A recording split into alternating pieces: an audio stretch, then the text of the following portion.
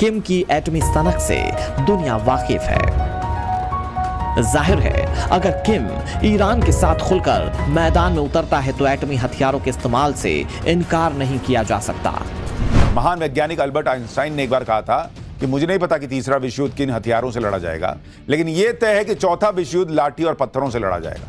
कहने का मतलब यह था कि इतने युद्ध लड़े जाएंगे कि चौथे विश्व युद्ध तक सभी हथियार ही खत्म हो जाएंगे। और मौजूदा दौर में यह बात कहीं ना कहीं सच साबित होती दिख रही है। ऐसा इसलिए क्योंकि दुनिया में जंग के कई मोर्चे खुल गए हैं। अरब देशों में 2 हफ्ते से भयंकर घमासान मचा हुआ है। एक तरफ अमेरिका और इजराइल है तो दूसरी तरफ ईरान ने अकेले ही कई देशों की नींद उड़ाकर रखी है। इस सब के बीच बेहद चौंकाने वाली खबर आई है और वो ये कि खाड़ी देशों में एटमी हमलों से बचाने वाले सर्वाइवल शेल्टर की मांग जबरदस्त तरीके से बढ़ गई है। सवाल है कि अरब मुल्कों में छिड़ी जंग क्या परमाणु हथियारों के इस्तेमाल तक जा सकती है? क्या दुनिया एक बार फिर एटमी तबाही के मुहाने पर खड़ा है? क्यों ये सवाल उठ रहे हैं, इस सुपर एक्सक्लूसिव रिपोर्ट में देखिए। एक धमाका और सब खत्म। आग का गोला जिसकी तपन सूरज की गर्मी से कई गुना ज्यादा होती है। जिस जगह धमाका होता है वो जमीन सदा सर्वदा के लिए बंजर हो जाती है। पल भर में हवा ऐसा हथियार बन जाती है जो इंसान ही नहीं, इंसान की तामीर की हुई हर चीज को खाक में मिला देती है। 6 अगस्त 1945 6 और 9 अगस्त की तारीख थी जब अमेरिका ने जापान के 2 शहरों में बर्बादी का ऐसा मंजर दिखाया था जिसने पूरी दुनिया को झकझोर दिया। जापान के हिरोशिमा और नागासाकी शहरों पर अमेरिका ने परमाणु बमों से हमला किया। इस हमले में हिरोशिमा की 3.5 लाख की आबादी में से 1.5 लाख लोग पल भर में राख के ढेर में तब्दील हो गए थे। तो सवाल यह है कि क्या दुनिया फिर एक बार ऐसी ही तबाही के मुहाने पर है? क्या अमेरिका और ईरान यही चाहते हैं? क्या अरब में छिड़ी जंग का आखिरी अंजाम यही होने वाला है? 81 साल बाद क्या दुनिया एक बार फिर से एटम बम से तबाही के मुहाने पर है? यकीन मानिए, हमारी सरहद से महज 3000 किलोमीटर के फासले पर बरस रहा बारूद अब उस मुकाम तक आ पहुंचा है जहां से धरती को दहलाने वाली साजिशों की शुरुआत होती है। 2 हफ्ते से जंग छिड़ी हुई है। कहने को सिर्फ अमेरिका और ईरान लड़ रहे हैं, लेकिन इस युद्ध की तपेश आधी दुनिया शिद्दत से महसूस कर रही है और ये खौफ अब और बढ़ने वाला है। जानना चाहते हैं क्यों? तो दुनिया के अखबारों की इन हेडलाइंस को देख लीजिए जिनमें एटम बम के धमाके का खौफ साफ नजर आ रहा है। इसे ऐसे समझिए, दुनिया में बम शेल्टर या बंकर्स की मांग कई गुना बढ़ गई है। बंकरों की ज्यादातर डिमांड खाड़ी देश बहरीन, कतर, कुवैत और यूएई से है। अमेरिका में भी बम शेल्टर बंकर्स की डिमांड में कई गुना बढ़ोतरी हुई है। यह दावा अमेरिका के रॉन हबर्ट का है जो अमेरिका के टेक्सास में कई दशक से बम शेल्टर बनाने वाली कंपनी चला रहे हैं। कंपनी का नाम एटलस सर्वाइकल शेल्टर्स है। रॉन हबर्ट के मुताबिक अमेरिका और ईरान की जंग जैसे जैसे आगे बढ़ रही है, दुनिया के अलग अलग देशों से एटम बम से धमाके से बचने के लिए शेल्टर्स की डिमांड लगातार बढ़ रही है। सवाल यह है कि ये बंकर कैसे होते हैं और किस चीज से बने होते हैं। सवाल ये भी है कि क्या इन बंकरों में रहते हुए परमाणु हमलों से बचा जा सकता है। युद्ध के दौरान हमलों से बचने के लिए बंकर का चलन कई देशों में पहले से ही है। ज्यादातर देशों में इस तरह के बंकर कंक्रीट से बनाए जा सकते हैं, तो कई जगह इन्हें फैक्ट्री में लोहे से तैयार किया जाता है और फिर उन देशों तक भेजा जाता है जहां युद्ध छिड़ा हो। एक साधारण बैकयार्ड बंकर में 4 लोग जमीन के नीचे लगभग 1 सप्ताह तक रह सकते हैं। यह बंकर बम धमाकों और किसी भी रेडिएशन से बचाता है। इसकी कीमत लगभग $25,000 होती है। रुपए के हिसाब से देखें तो करीब 23 लाख तक। इसमें एडवांस मॉडल के लोग कई साल तक रह सकते हैं, लेकिन ऐसे बंकर की कीमत करोड़ों में हो सकती है। अमेरिकी कंपनी के मुताबिक खाड़ी देशों से लगातार न्यूक्लियर हमले के दौरान बचने वाले बंकरों की डिमांड आ रही है। ईरान के करीब सभी पड़ोसी देश बंकर बनाने का ऑर्डर दे रहे हैं, लेकिन सवाल यह है कि क्या वाकई अमेरिका एटमी हमला कर सकता है? अरब देशों में छिड़े युद्ध के बाद दुनिया दो धड़ों में बढ़ती नजर आ रही है। एक तरफ वो देश जो इजराइल और अमेरिका के साथ है, तो ईरान का समर्थन करने वाले देशों की भी कमी नहीं है। रूस, चीन और उत्तर कोरिया जैसे देश खोलकर ईरान पर हमले का विरोध कर रहे हैं। रूस के राष्ट्रपति व्लादिमीर पुतिन पहले दिन से ही ईरान पर अमेरिका और इजराइल के हमलों का विरोध कर रहे हैं। चीन पर भी ईरान को चोरी से हथियार देने के आरोप लगते रहे हैं। इन सब के बीच उत्तर कोरिया के तानाशाह किम जोंग उन ने भी ईरान का समर्थन कर दिया है। उत्तर कोरिया ने अमेरिका इजराइल के ईरान पर हमलों को अवैध बताया और इसे ईरान की संप्रभुता का उल्लंघन बताया। उत्तर कोरिया मानता है कि सर्वोच्च नेता चुनने के अधिकार ईरान को हैं और वो इसका सम्मान करते हैं। ईरान और उत्तर कोरिया की पुरानी दोस्ती है। 1980 के दशक में ईरान इराक युद्ध के दौरान उत्तर कोरिया ने ईरान को हथियार दिए थे। ईरान जिन मिसाइलों से अरब देशों को निशाना बना रहा है, उस मिसाइल तकनीक के पीछे भी उत्तर कोरिया का हाथ माना जाता है। इसके साथ ही नॉर्थ कोरिया के तानाशाह किम की एटमी सनक से दुनिया वाकिफ है। जाहिर है, अगर किम ईरान के साथ खुलकर मैदान में उतरता है तो एटमी हथियारों के इस्तेमाल से इनकार नहीं किया जा सकता। रही बात रूस की, तो प्रेसिडेंट पुतिन कई बार परमाणु हथियार दागने की बात कह चुके हैं।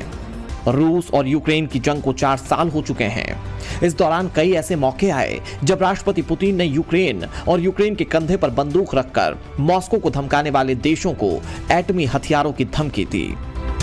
प्रेसिडेंट पुतिन ने जो कहा वो काफी हद तक सच है। रूस के पास परमाणु हथियारों का एक बड़ा जखीरा है। यह बात किसी से छिपी नहीं है।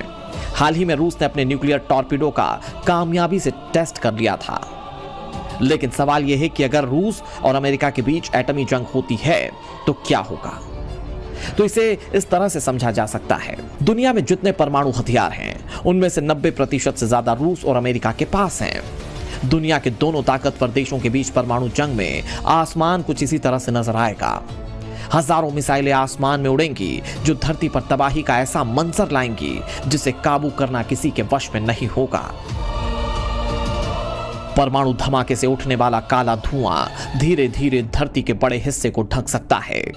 सिर्फ 15 दिन में धरती के बड़े हिस्से से सूरज की किरणें गायब हो जाएंगी, जिसका असर यह होगा कि धरती का बड़ा हिस्सा, जिसमें तापमान कई गुना नीचे जा सकता है और इससे करोड़ों लोगों की मौत हो सकती है। और यह बात हम नहीं कह रहे हैं, यह रिपोर्ट उन वैज्ञानिकों की है जिन्होंने जिंदगी का बड़ा हिस्सा धरती को परमाणु हमलों से बचाने में लगा दिया। यानी एक धमाका धरती पर कहर बनकर टूट सकता है। मानवता पर सबसे बड़ा खतरा हो सकता है, जिसमें सिर्फ युद्ध लड़ने वाले देश ही नहीं बल्कि वो देश भी तबाह होंगे जिनका इस जंग से कोई वास्ता नहीं है। लिहाजा जितनी जल्दी हो सके युद्ध रुक जाना चाहिए, ताकि फिर कहीं हिरोशिमा नागासाकी ना बने, ताकि फिर किसी को पीढ़ियों की पीड़ा ना झेलनी पड़े। उम्मीद है ईरान से बहरीन और कतर से कुवैत तक बरसता बारूद जल्द थम जाएगा, अमन का रास्ता निकलेगा। दुनिया ने अब तक सिर्फ एक बार एटम बम की तबाही देखी है, वो भी तब जब द्वितीय विश्व युद्ध के दौरान में अमेरिका ने जापान के 2 शहरों हिरोशिमा और नागासाकी पर एटम बम गिराए थे। जापान से कई गुना ज्यादा ताकतवर फौज होने के बावजूद भी अमेरिका को एटम बम का सहारा लेना पड़ा था। सवाल यह है कि क्या इस बार भी ईरान के मामले में ऐसा हो सकता है? ईरान पर बरसते अमेरिकी और इजरायली बारूद की वजह खामेनेई की एटमी ख्वाहिश थी। ईरान हर हाल में परमाणु बम बनाना चाहता था। अमेरिका को यह रत्ती भर भी बर्दाश्त नहीं था। यही वजह है कि पिछले साल अमेरिका ने ईरान के एटमी ठिकानों पर बंकर बस्टर बम बरसाए थे। बावजूद इसके ईरान ने अपनी एटमी जिद नहीं छोड़ी। लिहाजा अमेरिका और इजराइल ने ईरान की एटमी जिद को परमानेंट सर्जरी करने में ही भलाई समझी। लेकिन खामेनेई के खात्मे के बाद भी जंग थमना तो दूर, ये कई गुना भड़क चुकी है और अमेरिकी राष्ट्रपति डोनाल्ड ट्रंप बार बार इशारा कर रहे हैं कि यह युद्ध ऐसे ही खत्म नहीं होगा और अभी तो अमेरिका का असली वार बाकी है। अमेरिकी राष्ट्रपति डोनाल्ड ट्रंप बार बार कह रहे हैं कि ईरान पर अभी अमेरिका का असली प्रहार होना बाकी है। तो सवाल यह कि क्या अमेरिका ईरान पर एटमी हथियारों का इस्तेमाल कर सकता है? अगर ऐसा होता है तो तबाही का मंजर क्या होगा, इसे ऐसे समझिए। अगर अमेरिका तेहरान पर एटम बम दागता है तो आग का ऐसा गोला उठेगा जिसकी जद में जो भी आएगा वो खाक हो जाएगा, यानी बिल्डिंग, पेड़ पौधे, इंसान, मकान, खेत खलिहान सब कुछ भस्म हो जाएंगे। और ये तबाही तेहरान में ही नहीं होगी, दमिश्क से लेकर बेरूत और बगदाद तक, यानी कि जहां तक रेडिएशन फैलेगा वहां तक सिर्फ बर्बादी ही बर्बादी होगी। वैसे तो अमेरिका ने 1992 के बाद से कोई परमाणु परीक्षण नहीं किया, लेकिन अमेरिका के पास ऐसे एटमी हथियार मौजूद हैं जो धरती के हर कोने तक महाविनाश ला सकते हैं। दुनिया का सबसे ताकतवर परमाणु बम अमेरिका के पास है, जिसका नाम है B-83। इसे B-2 बॉम्बर से गिराया जा सकता है। इसकी ताकत का अंदाजा इसी से लगाया जा सकता है कि जापान के हिरोशिमा पर गिराए गए बम 15 किलो टन TNT के बराबर थे। मतलब उस बम की ताकत 15,000 टन बारूद जितनी थी, जबकि B-83 बम की ताकत 1.2 मेगाटन TNT है, यानी कि करीब 12 लाख टन बारूद जितनी। इतना ताकतवर बम अगर कहीं गिरा दिया जाए तो पूरा का पूरा शहर पल भर में राख हो सकता है। यानी एक बटन दबाने से सिर्फ 1600 सेकंड में धरती पर ऐसी तबाही आ सकती है जिसे रोक पाना नामुमकिन है। सवाल यह है कि जब दुनिया के ताकतवर देश इसका अंजाम जानते हैं तो एटम बम की होड़ क्यों? ऐसा नहीं है कि दुनिया से महाविनाश के हथियारों के खात्मे की कोशिश नहीं की जा रही है। साल 1986 में दुनिया भर में लगभग 70,300 परमाणु हथियार थे, जिनकी संख्या साल 2000 में घटकर 38,000 और फिर 2025 में घटकर 12,241 रह गई। बावजूद इसके दुनिया पर एटमी तबाही का साया खत्म नहीं हुआ है। अमेरिका और ईरान की जंग की चौहद्दी जितनी बढ़ेगी, एटमी हमले की आशंका उतनी ही प्रबल होगी। मिडिल ईस्ट में छिड़ी जंग में अमेरिका से ही परमाणु हथियारों के इस्तेमाल की आशंका नहीं है। ईरान भी इसमें पीछे नहीं है। भले ही ईरान के पास परमाणु हथियार नहीं है, लेकिन ईरान पहले ही इजराइल के डिमोना परमाणु रिएक्टर को निशाना बनाने की धमकी दे चुका है। अमेरिका के हमलों के बीच ईरानी फौज के एक ऑफिसर ने कहा कि अगर अमेरिका और इजराइल ईरान में सत्ता बदलने की कोशिश करते हैं तो ईरान अपना आखिरी प्रहार कर सकता है। ईरान के इस बयान ने दुनिया भर में चिंता बढ़ा दी है।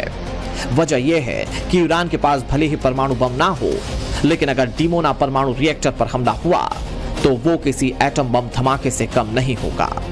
इस परमाणु रिएक्टर का निर्माण 1958 में शुरू हुआ।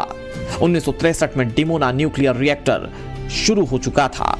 इस रिएक्टर से इजराइल 26 मेगावाट से ज्यादा बिजली बनाता है। इजराइल की मीडिया रिपोर्ट्स की माने तो डिमोना रिएक्टर से अब तक लगभग 800 किलोग्राम हथियार ग्रेड प्लूटोनियम तैयार किया जा चुका है। इसके अलावा 6 दशक से जमा हुआ परमाणु कचरा और अन्य रेडियो एक्टिव मटेरियल भी वहां मौजूद हैं। इजराइल का यह रिएक्टर नेगेव रेगिस्तान में डिमोना शहर से करीब 13 किलोमीटर दूर स्थित है। इसके आसपास का हवाई क्षेत्र पूरी तरह से बंद रहता है।